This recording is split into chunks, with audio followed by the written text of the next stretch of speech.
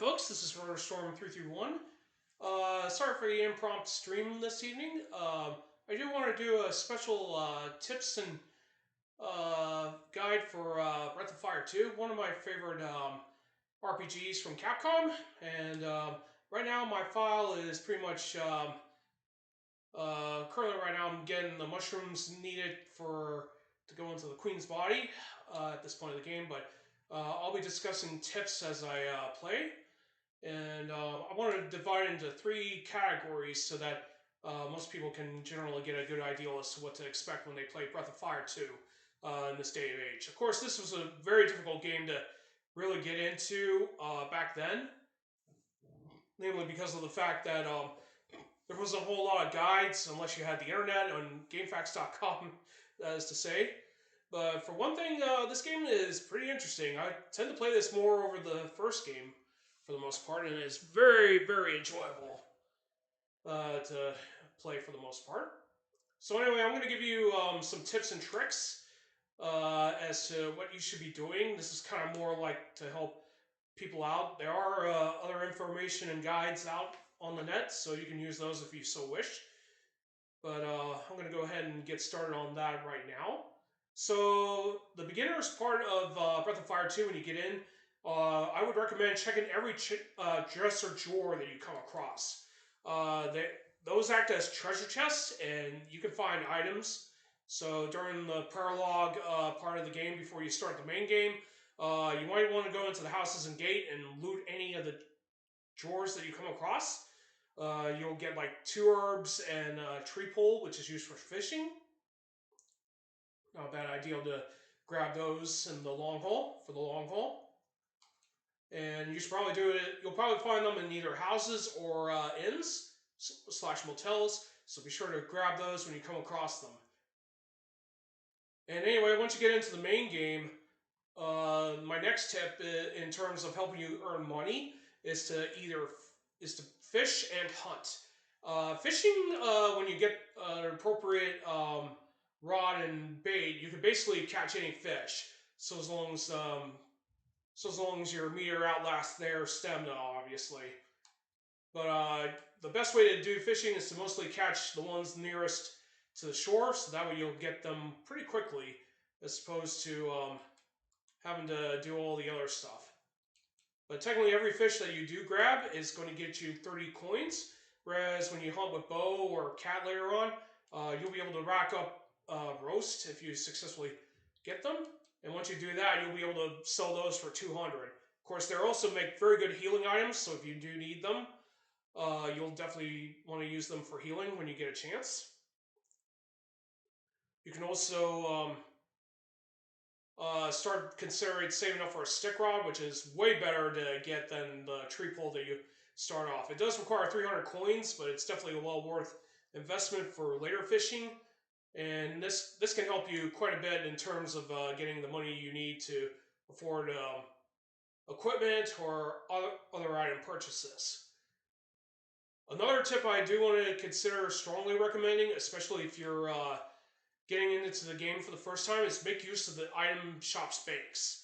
The banks are used as storage, since your party does have a limited inventory list, which is what they can hold and what they can't. In terms of money, you'll definitely want to make full use of the banks before you go to major dungeons, so you can deposit the rest of your cash, and that way, in case you do suffer a party wipe, you can basically your money in those banks will be preserved, whereas any money you have on hand will be lost.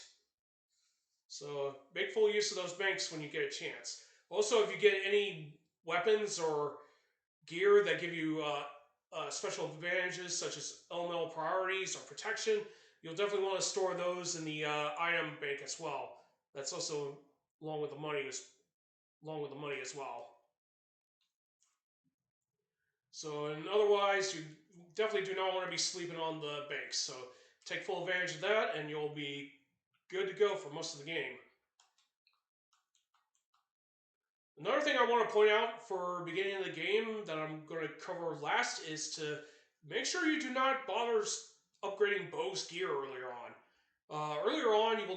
Bow will leave your party pretty early, so you will not have the benefit of having his healing spells with you when you go exploring beyond hometown and beyond. So in other words, just make sure you don't upgrade his gear, and once he rejoins later on, be sure to get him appropriate gear. If you are going to be upgrading gear, prioritize getting Ryu's gear for the most part, since the first major boss fight you get into, the bosses will start attacking Ryu like crazy. So make sure you upgrade his gear if you want to prioritize gear improvements. But just avoid building up Bo's gear earlier on. Will save you some headaches and grinding. So anyway, that covers the beginner's part of this tricks and tips guide. The next one I would cover is mostly intermediate game once you get Sean on board and you start getting access to Township, which you can create of course. And more importantly, you can also use that town to get all sorts of tenants. All throughout the world of Breath of Fire 2, you'll come across NPCs with their name. They'll give you different services or nothing at all, depending on which one you decide to recruit. And of course, all of them are very different. So my tip for first timers, especially those that want to get through the game pretty quickly, money-wise and whatnot, is to prioritize making use of 3 tenants to get through the game. The 3 tenants I'm going to be describing are Bernadetta, Hans, and Di. These characters have 3 important shops that become very, very useful to have in the long haul for most of the game. Bernadetta will have her shop upgraded as you progress throughout the entire story. So she's perfect for most for just about everything you need for weapon and gear wise. The gear isn't entirely impressive earlier on, but it gets better as you advance the story. And by the time you get to near endgame, her shop outrivals the Knight Rider's island shop, which is always nice to have. And plus, it's the only way to get the ultimate weapons for a random bow, pretty much. So basically, Bernadetta is definitely one tenant you definitely want to have in your town for the most part. Hans, he can be recruited once the second set of houses are built. And he sells an item shop, and you can buy a variety of accessories plus certain items that you can use, one of them being condition up. With 3 condition ups and a tuna, you can definitely cook up 2 gold bars. That's only if you decide to recruit the carpenter that makes the plain houses. There are 3 different carpenters, but he's actually pretty useful if you decide to get the one that cooks, for the most part. And speaking of carpenters, I know I jumped ahead a bit there, but with the carpenters, there's 3 different carpenters, and they really do help you decide what your gameplay experience is going to be like in Breath of Fire 2. But if you want to get party members' stats to the max and whatnot, it's definitely a good idea to recruit the carpenter that cooks, and that's always the one you're going to get, even if you don't rescue all the villagers and captain. So basically, not only does he cook gold bars where you can sell them for cash, but he can cook up certain stat items as well, which, even though they go up by 1, that can be used to help boost your party members to max stat levels. Now, the problem with Breath of Fire 2 is that by the time your characters hit level 50, they'll stop getting stats on most of their levels. So they'll get a few stat upgrades along with their HP and AP increases. So for the most part, you definitely want to get that carpenter for the most part, and he will be very useful going forward. There are 2 other carpenters you should strongly consider, depending if you want to try something different entirely. The carpenter that creates the treehouse houses, he basically makes full use of those totems that you pick up during the game. And he and his wife hold 2 different offload gaming boards for you to play, in which you can win rare item, weapons, and gear that you normally would not see most of the time in Breath of Fire 2.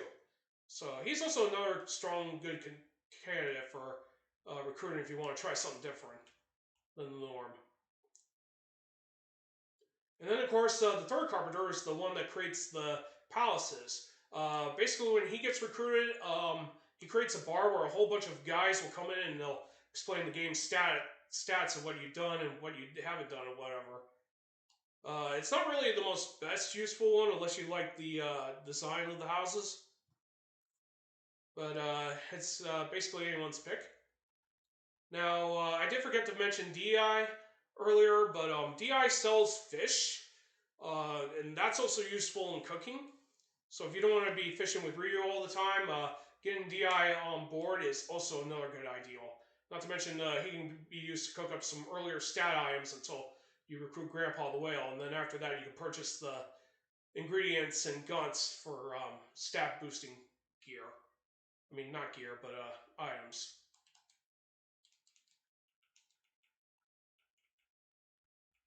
Another thing you want to consider doing intermittently is get blue right away after you get Grandpa.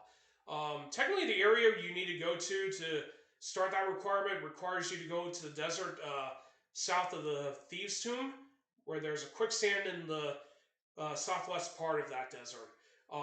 Be forewarned that the enemies there are very strong in this game, and you probably might not be able to defeat them with your party's levels at the time you get Grandpa. So make sure you save your game before you make the attempt. Once you get into the quicksand, talk to the spirits, who are the bosses in Breath of Fire 1, and they won't give you the location where Blue is at.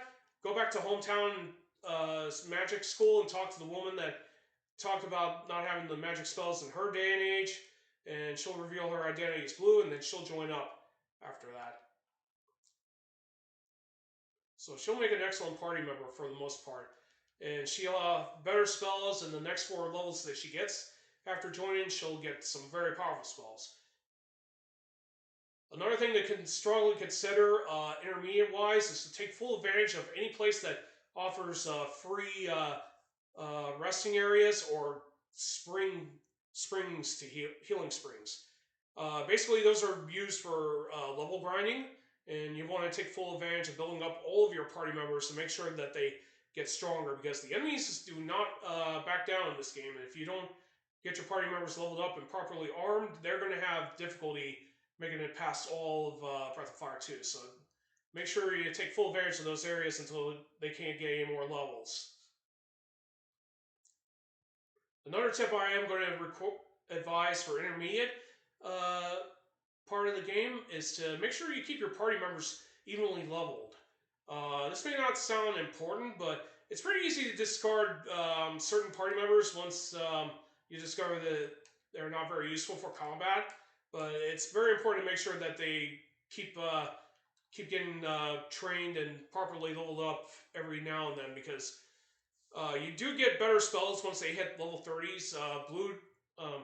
Nina requires her to be at level 60 to get all of her spells, because she stops learning spells after getting the last one in her 40s, and she won't start learning the last 3 until she hits around level 50 to 60. So it's very important to keep your party members leveled up, even if they go beyond level 50. That will help them out in most cases. Not to mention they'll get better spells as they get closer to being done with training and everything.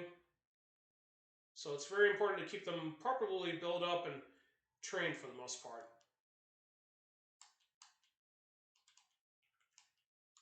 Now, what else should I talk about next? Also, another thing to keep in mind for the intermediate one in regards to township is to think about making your whole town stores. I mean, it doesn't sound impressive and they become obsoleted due to Bernadetta, but some of the gear that they do sell will be very useful at the time you do recruit them. Basically, there's not many good tenants in the first 2 houses. Outside the third one, you get Bernadetta. The ones I would recommend for those 2 would be Heckler and Leamington. Heckler could be found in Hometown, and he'll occupy the first house. He sells fire gear and weaponry, which is pretty good at the point that you do recruit him. So I would strongly recommend getting him on board. Leamington can be found in the motel and Captain, and he can sell you some pretty rare gear. He sells a holy weapon for Sean, which is very nice. Not to mention you can get some pretty good body armor for Bo later on when he rejoins the team. And not to mention, you get access to Demon Shield when used as an item that can be used for Drain. It's very important to have that on hand as well. And by the time you get into the second houses, if you are interested in getting more shops and get Sten properly prepared for the fights with at Highford, strongly consider Kashirov. Sorry if I don't say that correctly. To be added to your town. He sells some pretty powerful gear, and at this point, at the point that you recruit him for the town, and he'll have some pretty good gear for Sten to have if you want to make it through hometown. And then finally, for intermediate levels, be sure to take note of your weapon priorities. So if you notice your weapons dealing more damage, but as well as less on certain enemies, you definitely want to keep those on hand because most of the time, those weapons will have elemental priorities. The four major ones being Fire, Ice, Lightning, and Holy. Holy, of course, is probably the most prominent of the four because you'll be relying heavily on that elemental weaponry to combat undead, spirits, demons, and anything that's vulnerable to Holy. Of course, there's other enemies that are vulnerable to Fire, Ice, and Lightning, so you definitely want to take full advantage of that in terms of weapons. And you definitely want to hold on to that gear and such for that purpose as well. And once you get into the later parts of the game, when you start getting into Ivra, into Infinity and beyond, you'll definitely want to take consideration in advance tips. So my first advanced tip for you would be to basically start hunting down enemies that drop rare gear. I won't tell you which enemies will give you those. You can find that on the internet and GameFAQs and such. But some enemies will drop very rare gear. It doesn't always happen all the time, but when it happens, sometimes you might get some rare weapons, armor, accessories that you would not normally find in shops. In fact, it's also a good way to get some pretty good gear for certain characters that have very limited armor selections, like Rand.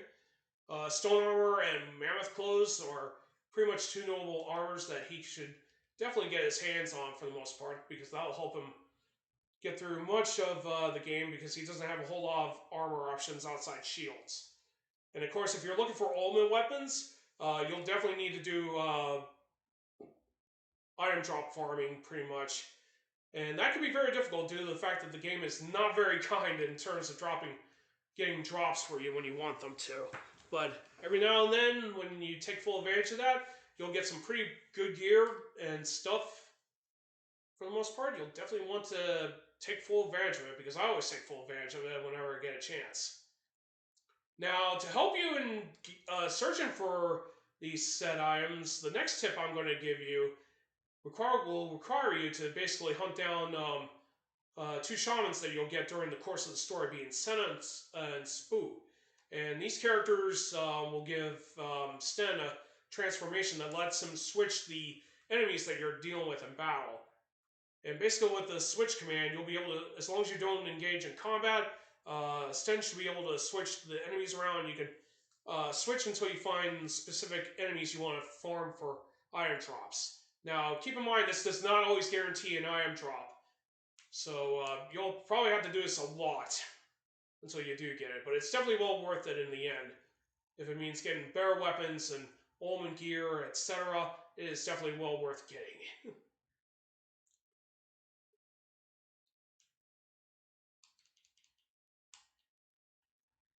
And I think that concludes pretty much everything I want to talk about on Breath of Fire 2 for the most part. Anyway, I hope these tricks and tips can help people out. And I will see you all next time for streaming. Be back tomorrow around 4 p.m. But anyway, I'm going to go ahead and close this off. I'll probably highlight this and export it over to YouTube at some point tomorrow after I get done streaming. But anyway, I'll catch you all later. This is RotorStorm331 sign off. Have a great day. Take care, and I will see you all next time.